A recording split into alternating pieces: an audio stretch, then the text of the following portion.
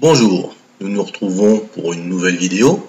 Celle-ci s'intitule « Comprendre une consigne ». Donc nous avons une fiche méthode élaborée par l'Académie de Mayotte. Puis nous appliquerons cette fiche méthode à un sujet d'économie de droit de 2015.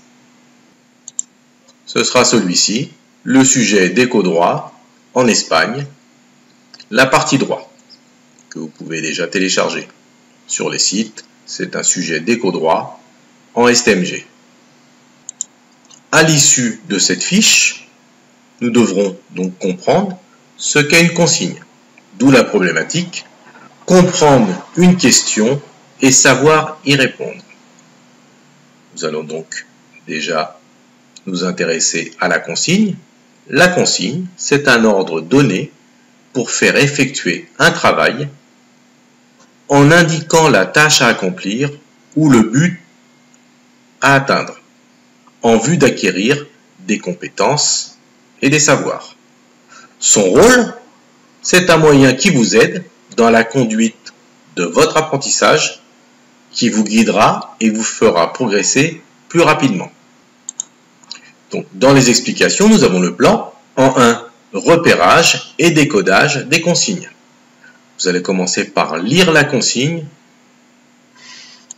Mais avant cela, on va se rappeler que la consigne est une instruction où nous avons plusieurs tâches à exécuter. Donc vous devez lire la consigne et la décomposer. Repérer le verbe d'action. Avant tout, il faut comprendre déjà ce qu'est un verbe. Le mot verbe vient du latin qui veut dire parole, puisque simplement à l'évocation du verbe, vous avez compris plus ou moins ce que vous deviez faire. Maintenant que nous avons repéré le verbe, il faut savoir ce que c'est qu'un verbe d'action. C'est celui qui indique la tâche à exécuter, les éléments importants, les aides possibles, le support. Donc pour nous, le verbe d'action, c'est ce que l'on fait, ce que l'on doit faire. Puis vous devez rechercher à l'aide du dictionnaire les mots que vous ne comprenez pas et les replacer dans le contexte du cours. Qu'est-ce qu'un mot-clé? Un mot-clé, c'est un mot important qui renvoie à une notion importante de la leçon, d'un texte ou d'un discours. Puis il nous reste à décoder la consigne. Vous devez l'identifier. Quel est le travail à faire? Ensuite, vous devez dénombrer le nombre d'actions à faire dans la consigne, puisqu'il peut y avoir plusieurs tâches à accomplir. Une fois que nous avons dénombré le nombre d'actions, on note les mots essentiels, on identifie ce qui est important et on surligne les verbes d'action, c'est-à-dire la tâche qui est demandée. Et on se pose la question, qu'est-ce qu'on me demande de faire? Qu'est-ce que je dois réaliser? Vous devez aussi reformuler les consignes pour voir si vous les avez bien comprises, en répondant à cette question. Qu'est-ce qu'on me demande de faire pour vérifier que j'ai bien compris? Avant de faire ma réponse, je dois quand même être en possession de toutes les données du problème, c'est-à-dire connaître aussi le cours. Une fois que j'ai répondu à la question, je la relis et je vérifie si la réponse est bien en rapport avec la question. Mais comment on répond à une question? On doit toujours reprendre l'intitulé de la question lorsqu'on formule une réponse à l'écrit. Un exemple, si on vous pose la question « Pourquoi Martin Luther King est mort ?» et que vous répondez « Parce qu'il a été assassiné » n'est pas une réponse correcte, puisque vous n'avez pas rappelé l'intitulé de la question. Vous auriez dû répondre « Martin Luther King est mort parce qu'il a été assassiné ». Voilà la réponse. J'ai rappelé la question, l'intitulé de la question dans ma réponse. Il faut faire des phrases simples, sujet, verbe, complément. Des phrases entières, avec une majuscule au début, un sujet et un verbe. Et pensez à la ponctuation. Donc, le plus simple est de reprendre toute ou une partie des termes de la question en soignant la formulation. Tu reprendras les éléments de la question dans la réponse. Et vous devez faire comme si la personne qui vous corrigera ne connaissait ni la question ni la matière. Et n'oubliez jamais de justifier. En français, les phrases commençant par car, puisque, parce que, ce qu'on appelle des conjonctions, sont incorrectes. Car il s'agit d'une syntaxe incorrecte. Lorsque vous avez des phrases où on vous demande pourquoi, expliquez, définissez, ce sont des phrases à réponse longue. Il faut les étoffer. Et je vous rappelle que vous devez reprendre l'intitulé de la question. Donc, petite synthèse, la consigne me dit ce que je dois faire. Elle sert à savoir ce que je dois faire. Pour la comprendre, je dois la lire entièrement. M'assurer que je connais bien tous les mots qui sont dans la phrase. La reformuler pour voir si je l'ai bien comprise. Et une fois que j'ai établi ma réponse, je me pose la question, est-ce que j'ai bien répondu à la question qui m'était demandée? Pensez à la présentation et la relecture. Présentation claire et soignée. Orthographe et syntaxe correcte. Et surtout, pensez à vous relire. Dessous, nous avons la liste des verbes consignes à connaître. Ce sont les verbes d'action. Donc, analyser, ça veut dire observer les éléments principaux d'un phénomène, d'une situation, en apportant des explications. Quand vous avez argumenté, vous devez donner des raisons ou des preuves de ce qu'on dit. Donc, apprenez bien cette liste des verbes qui n'est pas exhaustive. Donc, vous les retrouverez souvent dans les questions proposées. Déduire, dire ce que l'on tire comme conséquence.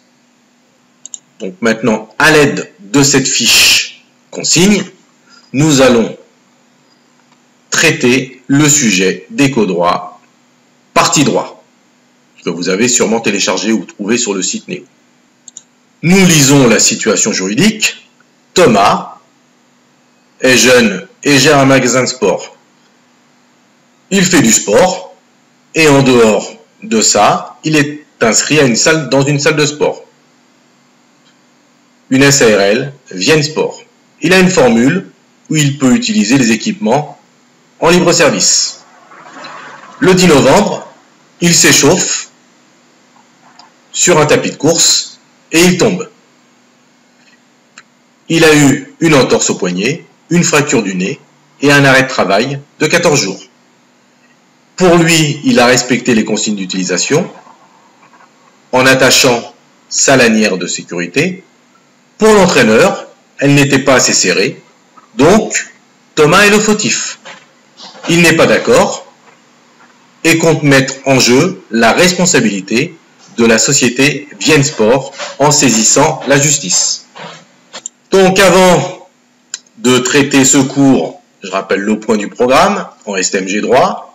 Le thème, quel est le rôle du contrat? Donc l'exécution du contrat. Vous avez ici contexte et finalité. La responsabilité civile, le dommage, la réparation. Dans le thème chapitre 6, qu'est-ce qu'être responsable? Donc, vous devez connaître le cours pour pouvoir aborder le sujet. Nous allons répondre à la question 1 avec la fiche méthode. Donc la consigne, qualifier juridiquement la situation ainsi que les dommages subis par Thomas. Si vous ne comprenez pas la phrase, vous la décomposez et vous cherchez les verbes d'action. Donc, qualifier juridiquement la situation ainsi que les dommages subis par Thomas. Donc, premièrement, je vais qualifier la situation juridiquement et ensuite, je vais rechercher les dommages subis par Thomas. Donc, dans cette question, je dois répondre à deux tâches. qualification juridique et les dommages subis. Donc, la qualification juridique est un mécanisme qui permet l'application d'une règle de droit. Dans notre cas, Thomas est abonné à un club de sport. En faisant du sport, il a chuté lourdement et a subi des dommages corporels et moraux. Vous devez donc connaître ce que sont les dommages corporels et les dommages moraux, patrimoniaux ou extra-patrimoniaux. Nous venons de répondre à la qualification juridique. Maintenant, nous allons détailler les dommages subis par Thomas. Donc, en tombant du tapis de course, Thomas s'est fracturé le nez. Ensuite, il a eu un arrêt de travail, donc une perte de salaire, une fracture du nez, chirurgie esthétique. Donc là, vous devez savoir si ce sont des droits patrimoniaux ou extra-patrimoniaux, tout en sachant qu'il a aussi une entorse au poignet. Donc rédigez votre réponse et nous regarderons la correction ensuite. Je rappelle, pour rédiger ma réponse, je dois reprendre l'intitulé de la question et répondre, qualifier juridiquement la situation ainsi que les dommages subis par Thomas. Donc, je dois répondre et mettre aussi Thomas a subi et ainsi de suite. Le petit 2. Déterminer si ces dommages présentent les caractères du dommage réparable. Pour répondre à cette question, je dois savoir quels sont les caractères du dommage. Donc, nous revenons au cours. Que vous avez ici, les dommages réparables. On vous dit, un dommage n'est réparable que s'il présente 4 grands caractères. Le premier, porter atteinte à un intérêt légitime. Le deuxième, être certain. Le troisième, être personnel. Et le quatrième, être direct. Donc, un dommage n'est réparable que s'il présente 4 grands caractères. Voici les 4 grands caractères. Sans ces notions, il est difficile de répondre aux questions de droit. Donc, apprenez vos leçons. Donc, dans le corrigé, nous avons le premier, certain. Pourquoi il est certain? Parce que l'entorse et le nez et la perte de rémunération de Thomas existent réellement. Deuxième, personnel. Les dommages corporels touchent l'intégrité physique d'une personne et lui sont propres. Légitime. Rien ne laisse penser que le dommage subi, dommage corporel, ne serait pas licite dans ce cas. L'intégrité physique est l'un des droits fondamentaux. Direct. Il y a bien un lien de causalité entre la chute et le dommage. Je rappelle que le lien de causalité, le préjudice subi doit être en lien direct avec la faute. C'est-à-dire que c'est bien la faute qui a provoqué tous ces dommages. On répond à la question et puis après on reprend notre fiche, la fiche méthode, et on se pose la question, est-ce que j'ai bien répondu à la question? Est-ce que j'ai bien compris ce qu'on m'a demandé de faire? Est-ce que j'y ai répondu correctement? La question suivante. Donc, j'essaye de comprendre la consigne. Formuler le problème juridique qui se pose à Thomas. Il est bien évident que j'ai bien regardé le sujet. J'ai fait attention aux annexes. D'accord? Et donc, je dois retrouver et répondre à cette question. Formuler le problème juridique qui se pose à Thomas. Donc, Thomas regarde l'article 1147. Il se pose la question, est-ce qu'il peut obtenir une indemnisation du fait que l'entreprise n'a pas respecté à l'obligation de sécurité? Donc, il va se baser sur l'article 1147 qui dit que le débiteur est condamné, s'il y a lieu, au paiement de dommages et intérêts, soit à raison de l'inexécution de l'obligation, obligation de sécurité, soit à raison du retard dans l'exécution. Donc, vous répondez à la question en reprenant l'intitulé de la question dans la phrase, puis vous répondez à la question sujet, verbe, complément, Phrase courte et simple. La question 4. Identifiez les règles juridiques sur lesquelles pourrait s'appuyer Thomas pour rechercher la responsabilité de la SARL. Donc, je lis la consigne, je la décompose, je recherche les verbes d'action. Qu'est-ce qu'on me demande de faire? D'identifier les règles juridiques.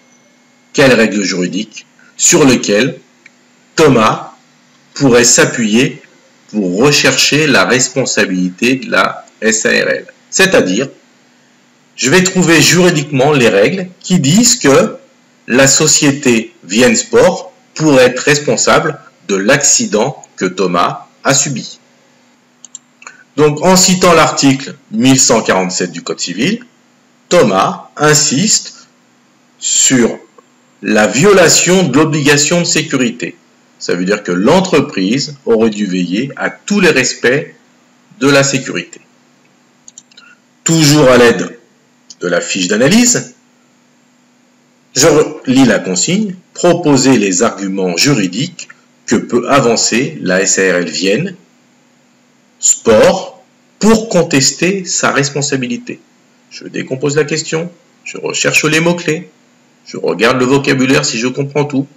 Je dois avoir aussi sous les yeux les arguments juridiques et le verbe d'action proposer. Des arguments juridiques que pourra dire la SARL pour dire qu'elle n'est pas responsable. Donc je reformule la question. La SARL Vienne cherche des arguments pour dire qu'en réalité, le seul responsable, c'est Thomas, parce qu'il n'a pas bien serré sa ceinture, ou d'autres arguments. Donc, dans le corrigé, nous avons la réponse argumentée. Que nous dit cette réponse? Que Thomas a subi un préjudice alors qu'il pratiquait une activité sportive. Très bien. Sur un tapis roulant, il avait un rôle actif. La SARL a bien une obligation de sécurité puisqu'il y avait des sangles. La victime pratiquait librement son activité. D'accord.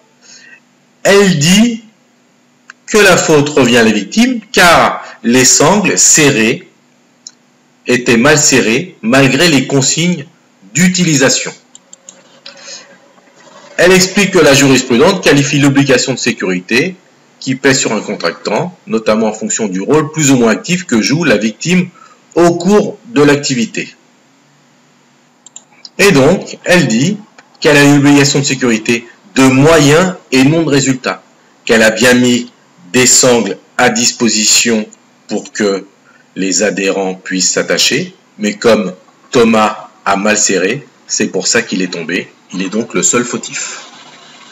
Donc vous avez répondu à la question, vous vérifiez bien si vous avez compris la consigne et vous vous posez la question, est-ce que j'ai bien compris ce qu'on me demande de faire? Est-ce que j'ai bien répondu à la question?